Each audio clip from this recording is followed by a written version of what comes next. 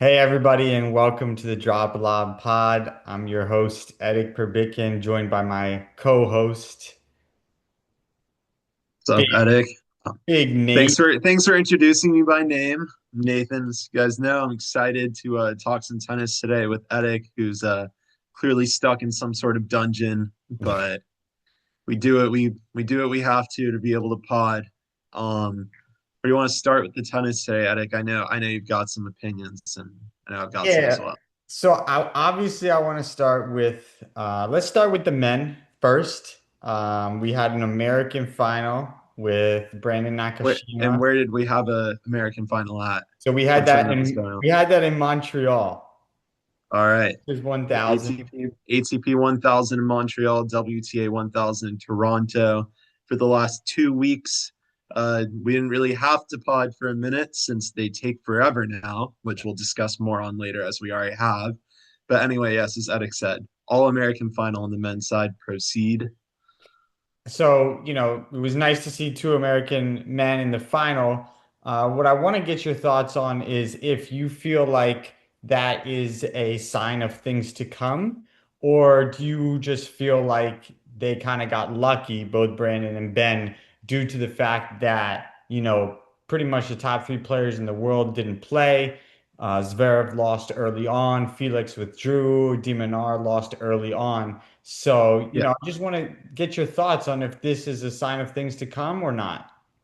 So first of all, as a guy that constantly hates on players such as yourself, mentioning Diminor in the same sentence as top players currently is insulting. Obviously he has the athletic talent, but whatever is going on with him right now, mostly mental, he's been horrendous.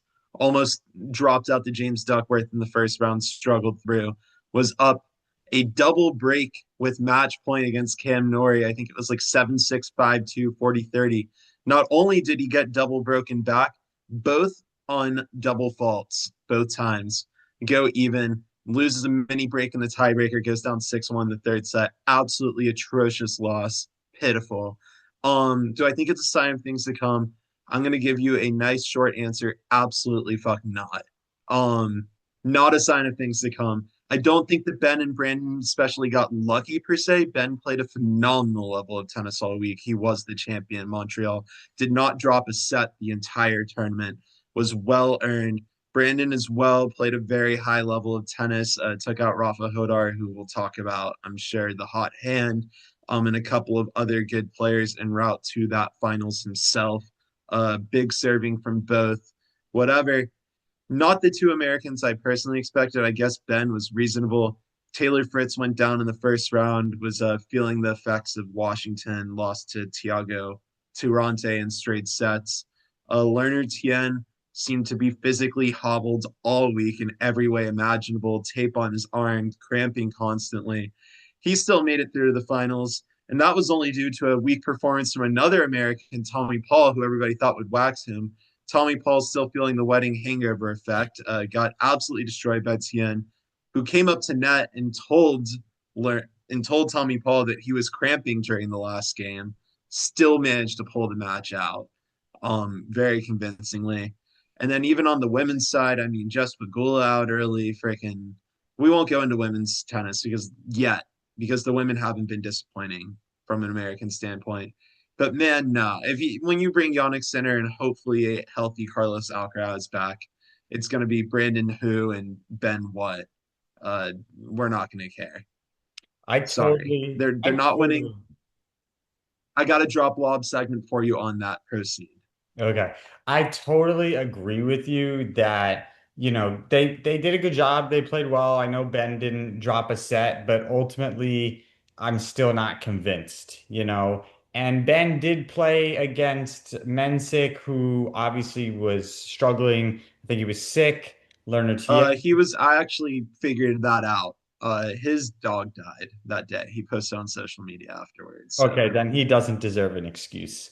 Uh, your childhood dog of like 18 years dies. I I know. think it's gonna I hamper have you a little. no sympathy for that. That's insane. You're gonna get absolutely fried for that. And then he beat Lerner Insane Tien, take. who obviously was injured as well. So, kudos to Ben. I still need to see it at a Grand Slam for it to matter.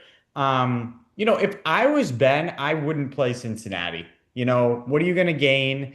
There's really not much to gain. Last year, you went to Cincinnati and then you blew out your arm in the first, round of the U.S. Open. So I would skip Cincinnati if I were him, and just go straight to the U.S. Open. What do you think about that?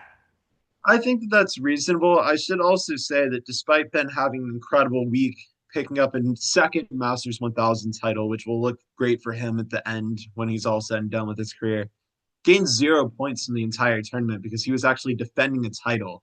So he definitely probably feels some pressure to play again this week and maybe build on that momentum and get more points. But at the same time, yeah, knowing that Yannick Sinner is most likely coming back healthy, I will be honest, I have no idea what's going on with Carlos Alcaraz right now. But knowing that Novak Djokovic is still Novak Djokovic and he's still going to come out and give it his all, yeah, maybe him taking some rest, given he's been injured a little bit here and there, would not be the worst idea. But I don't expect it to happen since he's still in the draw and supposed to play soon. Yeah.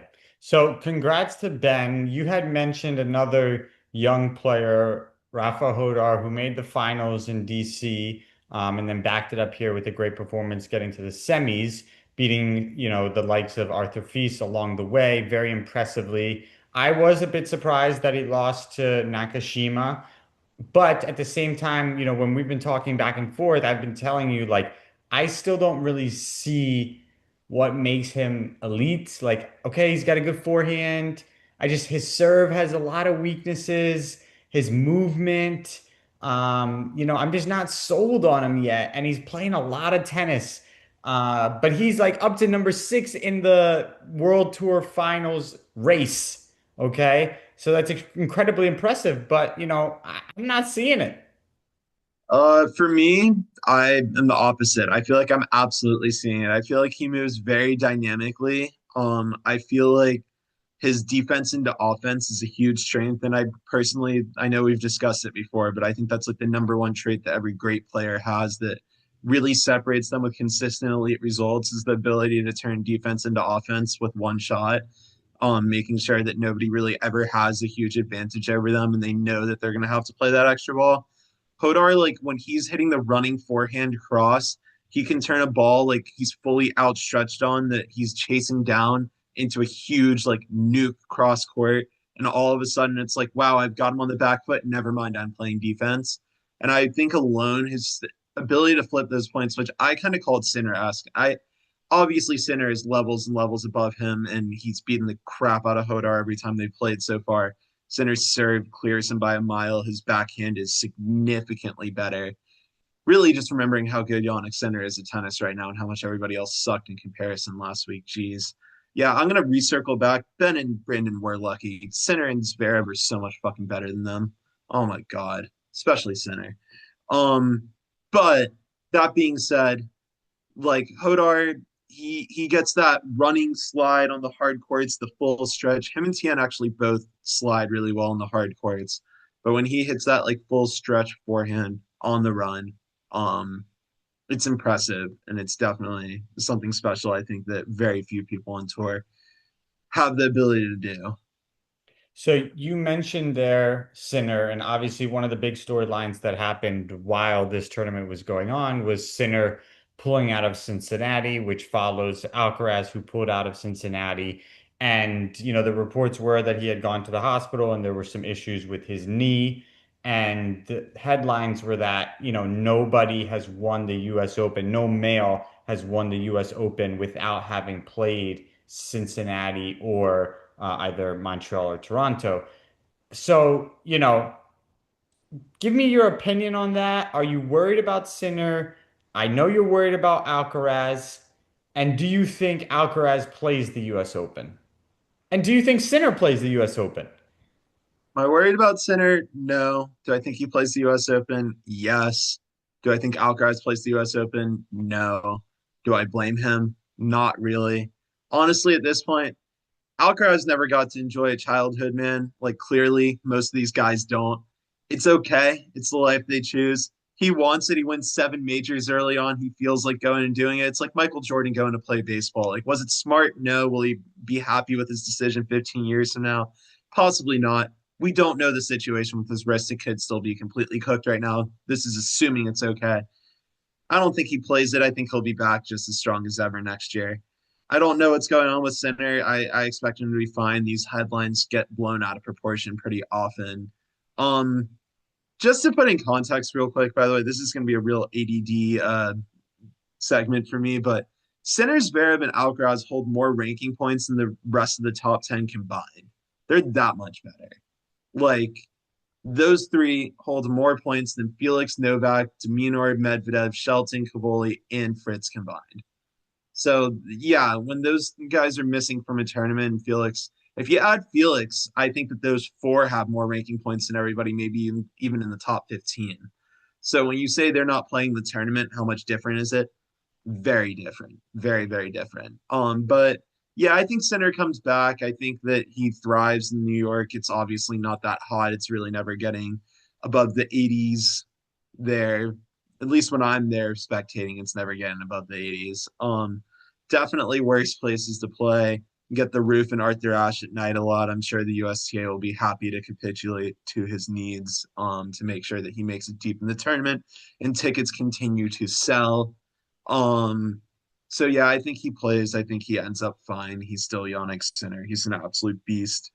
Um, and yeah, I don't think Alcaraz plays. I don't know. I mean, I feel like if Sinner's there, Hodar, it'll be a great test for him. Hopefully they get to meet up. Obviously, Novak is always a test for him, even though he's destroyed him a bunch of times. He still lost to him at the only other hard court major this year. Um, yeah, I'd love to see a wide open US Open, of course. I definitely would. Although then it's just gonna be all pressure on Zverev part two. So Yeah, it'll be interesting to follow. I agree with you that I don't think Alcaraz will play it, and I do think Sinner will play it. You know, it's crazy how much of an opportunity these other guys have had in the past few months, and even last year when Sinner was out for an extended period. And no one has really taken advantage of it. I mean, of course, Zverev won the French Open. I'm talking about the other guys. No one, even Alcaraz is still like three on the World Tour Finals race, behind Sinner and Zverev. So, let's see if anybody can step up to the plate and be able to challenge them, come the latter half of the season. dude, how is Djokovic still qualifying for year-end finals right now? This is terrible from everyone else. I, Absolutely miserable from everyone else. He's played like four tournaments this year, man. yeah, That's just abysmal. I You've had mean, some good words today. Capitulate and abysmal. You're my expanding. vocabulary runs much deeper than my tennis skill. Um, I mean, Djokovic is sitting inside the race for turn right now with 2,320 points. Winning a major wins you 2,000 points. So basically, like, I mean, nobody's won anything. Like, Yeah, it's him in eighth, Hodar in seventh, Medvedev still in sixth. He's had a horrendous season. it's crazy how he's in He's done sixth. nothing. Medvedev got double bageled by Matteo Berrettini at one point this It's season. He's sitting crazy. at sixth in the world and finals. Then, of course, we have Kaboli at five, which is reasonable. He made two deep runs in majors. Obviously, I don't believe he sustains this level long term. And then, yeah, Ben Shelton's number four. I respect it. Ben's a big game player. He shows up when the bigger points are available. Ben Shelton shows up. He loves the pressure. He hits big. Like I was discussing with someone. It might have been you on the last pod. Does Ben Shelton have the best second serve in men's tennis? Say yes. No, I don't think so. Not at all. I can think of many other. I mean, I would take Sinner's second serve. Just, you know, I Okay. would, this is crazy, but I'd probably take Zverev's second serve if he's making it. Oh no, Yes, it's he way pushes it. bigger. He pushes it. No, when he's really going after it. We got to see who has a higher second serve win percentage. The Ben Shelton kick second serve when it's on is filthy. He moves very dynamically. So when he plays well, it looks very aesthetically pleasing. When he plays poorly, it looks like shit because he just looks like he's erratically like jumping around everywhere. But luckily he played great. And then yeah, we still got Alcaraz in three, and then clearing everybody by a country mile, Zverev and Sinner. 1-2. I don't think Zverev and Sinner would have to play until turn, and they'd still qualify easily. Um, they already qualified. yeah, exactly what you said. All right. Anyway, So that was, the little recap of the men who were in Montreal. And we had an awesome tournament for the women yeah, in Toronto with Iga taking out Elena in the final, thrashing at that. And she also beat Svitolina on the way. Elena had taken out Coco Gauff in the semifinals. So, you know, me and you go back and forth on Iga and whether or not she's washed or not. I think it's really important to take into consideration she's only 25.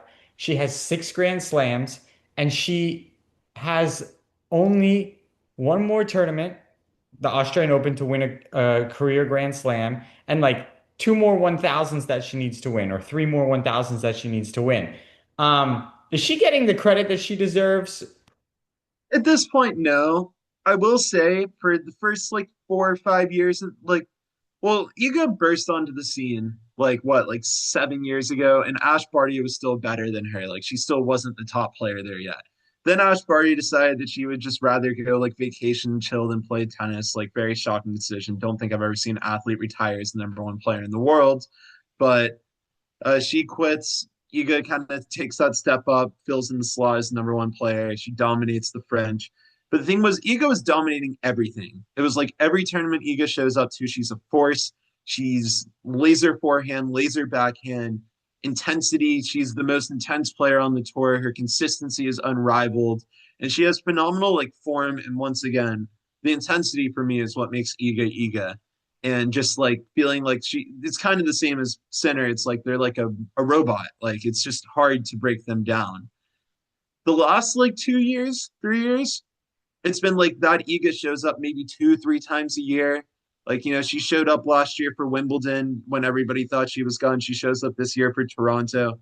But there's also so many results like getting the crap beaten out of her by Alex Yola, losing to an out of shape Anna Navarro, getting crushed by Marta Kostic, who she's never lost to before that time, having to retire down to Ann Lee, losing to Mira Andreeva, which is probably the only reasonable thing on there since Mira Andreeva's incredible at tennis. She's losing in a third set to Maria Sakkari, who she barely ever loses to, where she had like a forehand in the net to extend that match and she dumped it. Like, there's just these bad losses that she's taking. And obviously, none of them are terrible. No player I mentioned just now besides Yala is outside of like the top 20. And we got to discuss Alex Yala after this because my God, what a headache. But yeah, like, no, she's not getting the credit she deserves, so me included. I want to see her put together a second good week. I want to see what she does here in Cincinnati or the US Open. I'll give her one or the other. She has a pseudo walkover here against Miliana Arango. I don't think she could lose that match if you blindfolded her and took one of her legs out. But I will also state that Arango just beat the crap out of Venus Williams. I would have paid money to go up to Cincinnati and watch Venus play Iga. My lord, that would have been awesome. Yeah, but if Iga can put together a second consistent week in a row, I'll start to give her the respect that she deserves again. She still has the highest ceiling of any WTA player when she's playing her best, but I'd like to see her best more often. Yeah, I think that's very fair. It is interesting how sometimes she just like goes AWOL and, is completely disastrous. But she has so much time. Think if she has like 10 more solid years, I would back her to get up to like 10 Grand Slams. And then we're talking like she's really in the conversation of She could like, get 15 if she wants to play her game. Her ground strokes are some of the greatest ground strokes I've ever seen in my life when they work. yeah. Yeah. So I feel like I kind of go back and forth with her, but I'm backing her, and she would be on my short list of real contenders to win the US Open.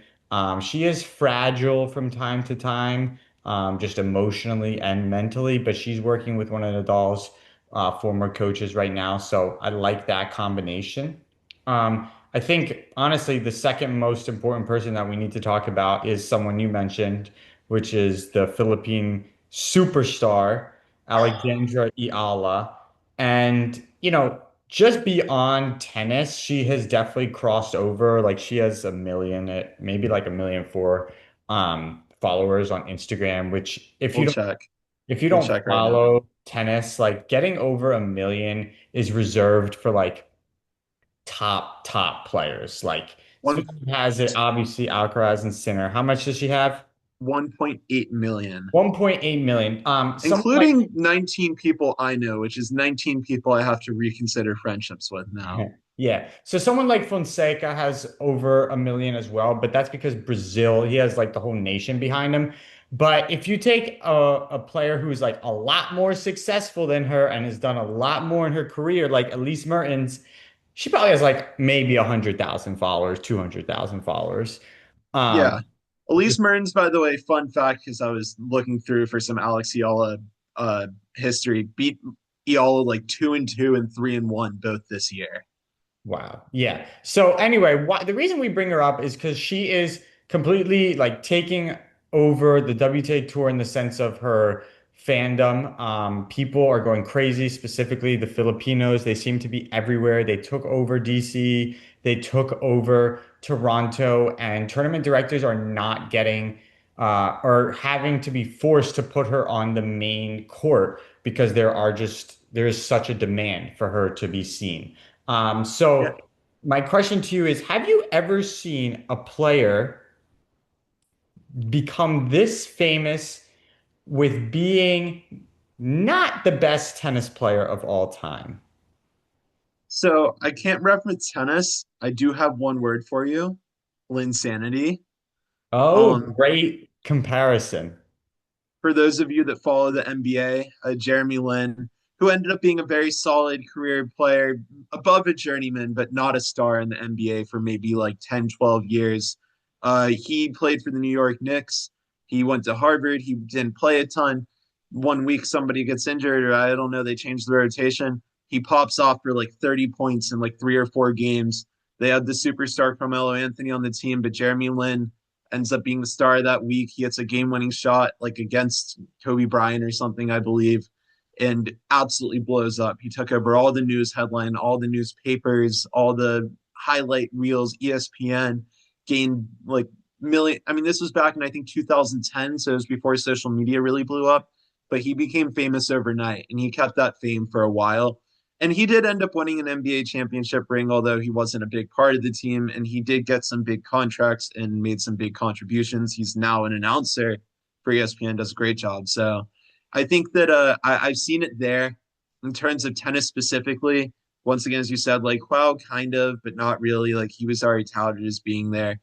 Iola, as we like know, she was playing like ITFs like a year and a half ago. Like, she was playing as a guy that's bet more tennis matches than any normal human reasonably should have. I've definitely like bet on an Iola match years ago and watched a side court somewhere in some bumfuck country with zero people watching, no ball kids, just an umpire, her and another person, thinking, God, this girl sucks. Can't stand her. But she's ranked number 20 in the world now after winning Washington's 500. So honestly, she's beaten Iga twice. She's 2-0 against Iga as well. She backed up her or maybe 3-0 even.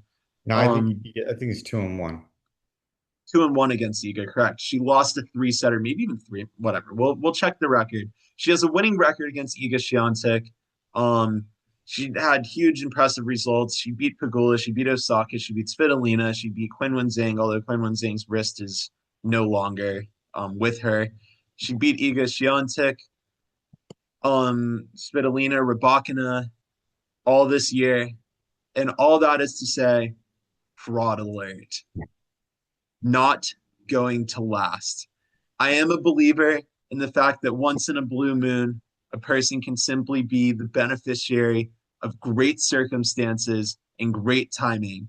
If there's ever been someone that has just been right place, right time with arguably pure luck more consistently, it's her.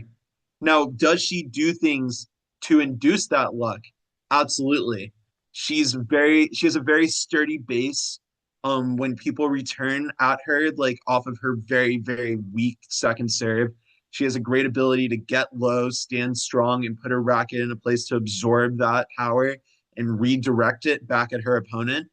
And just being able to hit flat and redirect balls has allowed her to skyrocket through the rankings because we've seen more than one occasion, like Tatana Maria making a semifinals of Wimbledon and breaking through a couple times, and a few more examples of WTA players just not figuring a girl out and continuing to play the exact same style. Jasmine Paolini was a great example of just being a beneficiary of great circumstances and timing. They fall back to where they're meant to be eventually. Alex Yall is a really solid player. She probably belongs maybe like 70, 50 to like 75 in the world if I'm being like average. Maybe I'm being even a little generous there. She'll find her way back eventually.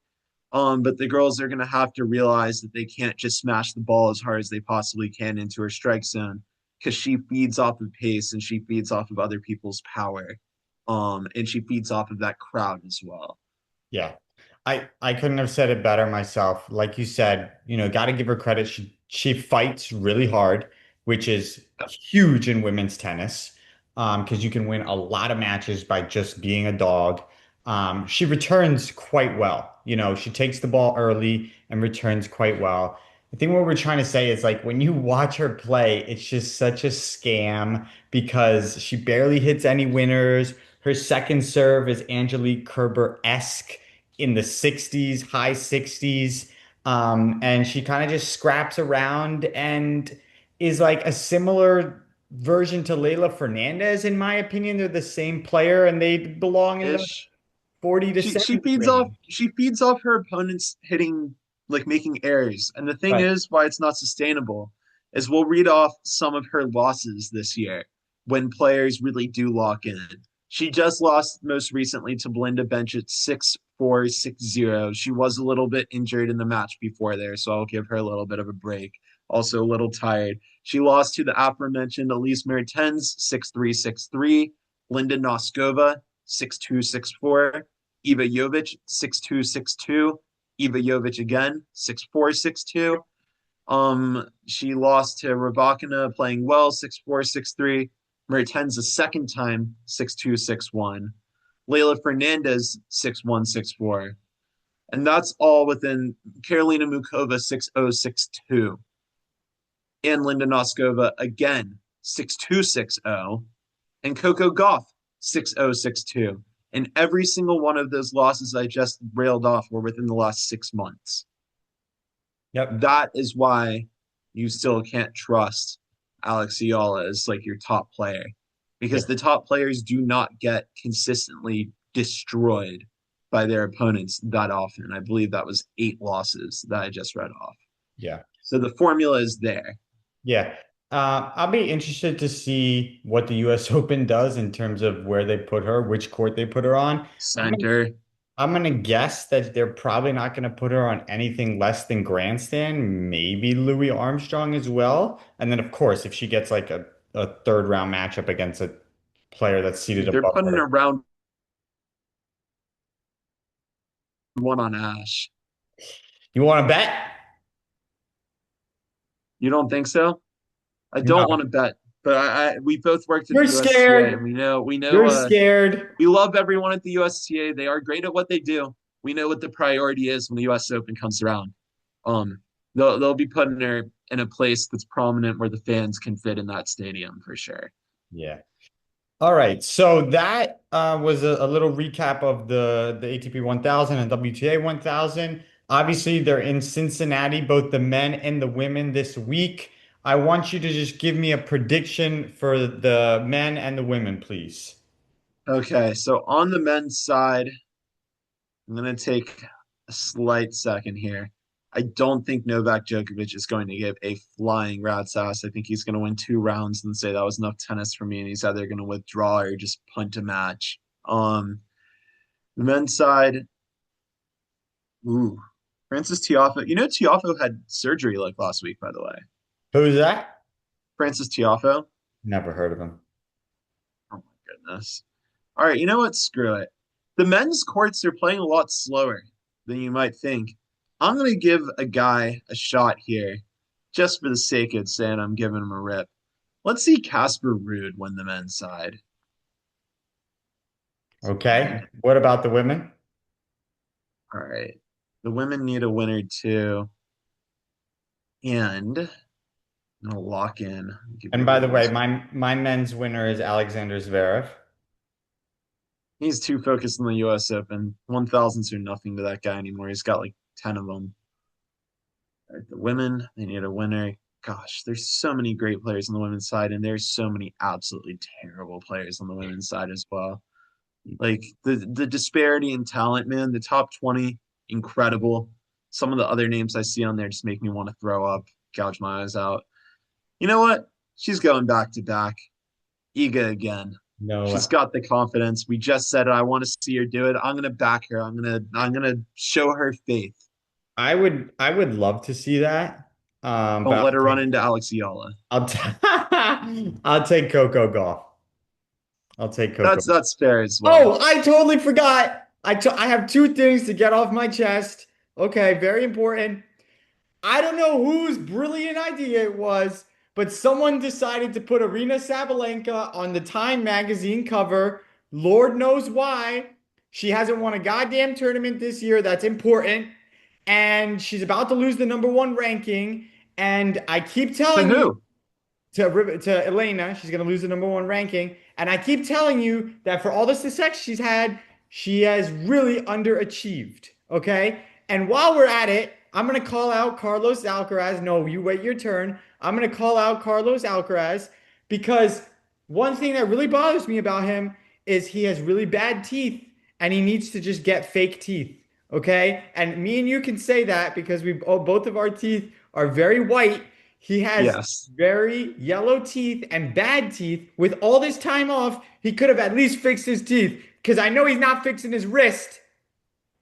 So Sabalenka did win the 500 in Brisbane to start the year and the Sunshine Double. And Okay. the Sunshine Ooh, Double. okay. Like after And she the loses finals in in the US Australian Open, Open.